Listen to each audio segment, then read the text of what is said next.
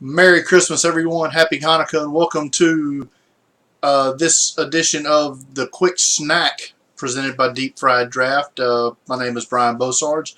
We're going to go over a few of the bowl games from the last time where we left off. We left off with the New Orleans Bowl, so we're going to pick up with all the games from last Monday through Christmas Eve. We're also going to give you at the end, we're going to talk about the top 10 picks as they stand right now going into the last week of the NFL season. Let's start first with the Miami Beach Bowl, which was played in Marlins Stadium in front of what looked about like 700 people between Central Michigan and Tulsa. This game was an absolute seal clubbing.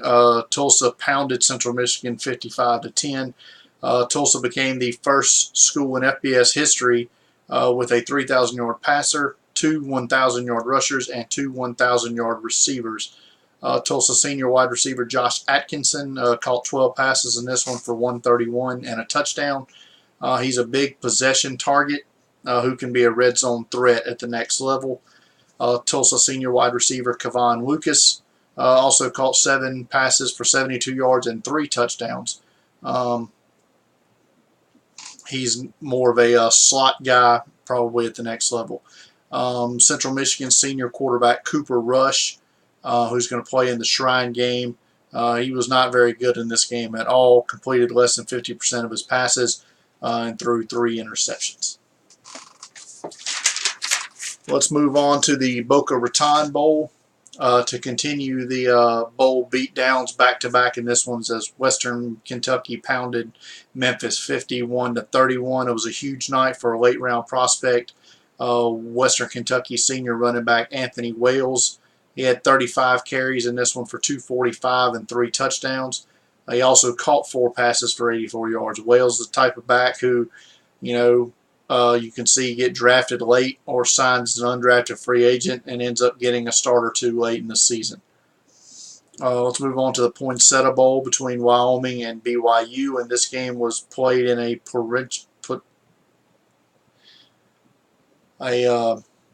torrential downpour. BYU held on to win the game 24-21. Rough outing for Wyoming's redshirt sophomore quarterback Josh Allen. He was inaccurate most of the game, threw 2 bad interceptions, the last of which sealed the win for the Cougars. The weather was a huge factor in this one. You rarely get rain in San Diego, and here they just got drenched. BYU senior running back Jamal Williams was fantastic. Showed excellent burst, nice power. He's a one-cut upfield runner. His medicals will be big for him as where he projects to the next level. He's had 2 season-ending knee injuries. So that's going to be a factor in his final draft grade for myself as well as many NFL teams. He will be at the Senior Bowl, so I'll get to see him up close and personal. The famous Idaho Potato Bowl between Idaho and Colorado State. Potentially the final bowl game ever for Idaho as they transitioned back down to FBS, and they made it count with a 61-50 win over the Rams. This game saw 56 points scored in the 4th quarter. Just crazy when you think about that. Idaho senior tight end Deion Watson is a tight end pretty much in name only. He split out wide for most of the snaps in this game. Finished with 5 catches, 140, and a touchdown. Projects to me as a H-back type at the next level. He's not fast enough to be a wide receiver. He's not big enough to be a tight end. So kind of a tweener type in that aspect. But he can make plays, so he should get a chance probably as an undrafted free agent. I thought Idaho junior quarterback Matt Linehan, I think he can be a deep sleeper for next year's draft as a quarterback. He's the son of current Dallas Cowboys offensive coordinator Scott Linehan, probably going to be a head coach next season for someone. He ended up with 381 yards passing and 4 touchdowns. The Popeyes Bahamas Bowl, the greatest sponsored bowl game out there. if you're listening, Popeyes. Free product, free plugs. Old Dominion was playing its first bowl game ever. Got the win in this one over Eastern Michigan, 24-20. It was Eastern Michigan's first bowl game since 1987 in the California Raisin Bowl. There's a dated reference. I was impressed by Eastern Michigan's junior quarterback, Brogan Roback. He showed some nice elusiveness in the pocket, showed plus arm strength. He's a little wild with the football at times, but a nice game overall for him. One to watch for next year. In the Armed Forces Bowl between Navy and Louisiana Tech, fun shootout here. Louisiana Tech coming out on top 48-45. I had not really noticed it before, but Louisiana Tech senior wide receiver Trent Taylor showed some nice breakaway speed in this game. I didn't know he had that. So he'll be fun to watch at the Senior Bowl in a few weeks. If Louisiana Tech junior wide receiver Carlos Henderson declares for the draft, I think he's going to be a top 100 talent. The Dollar General Bowl from right here in Mobile, Ohio and Troy. Turnover field game. Saw Troy hold on to get the win 28-23. First time in school history they've won 10 games. A pretty even matchup between Troy senior offensive tackle Antonio Garcia and Ohio's senior defensive end Terrell Basham. Basham did beat Garcia in the first quarter, forced an interception. So those two both will be at the Senior Bowl next month.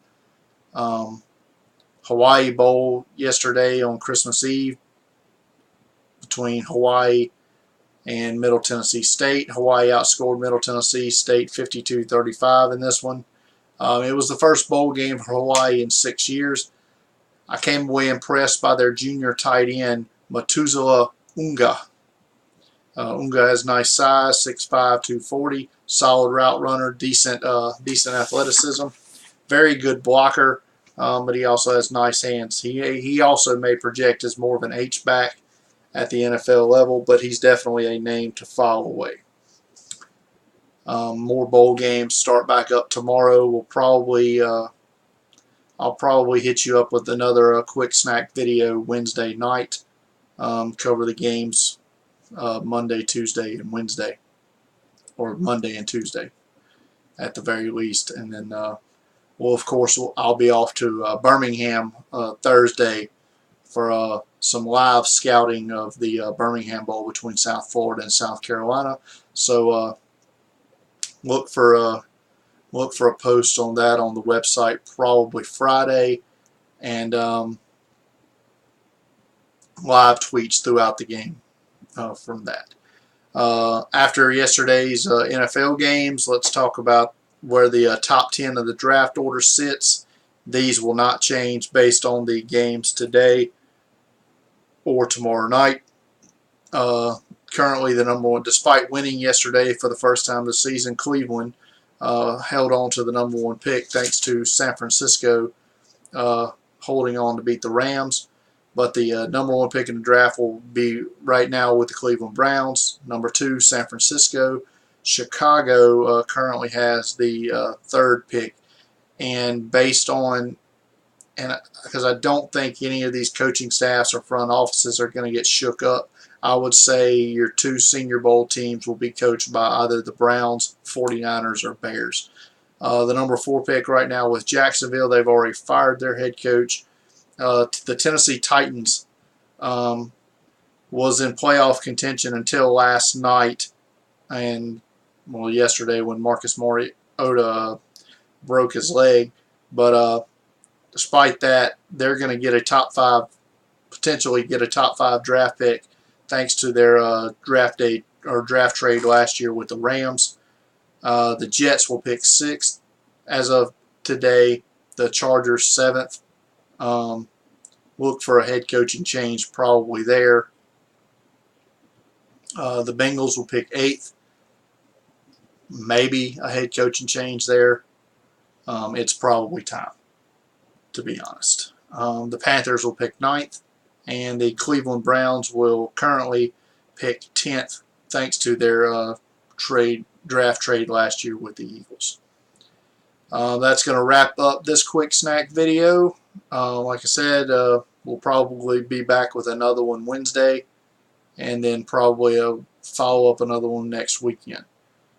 But thanks everyone for watching, and again, I hope everyone had a Merry Christmas, Happy Hanukkah, and Happy Holidays to everybody. Later.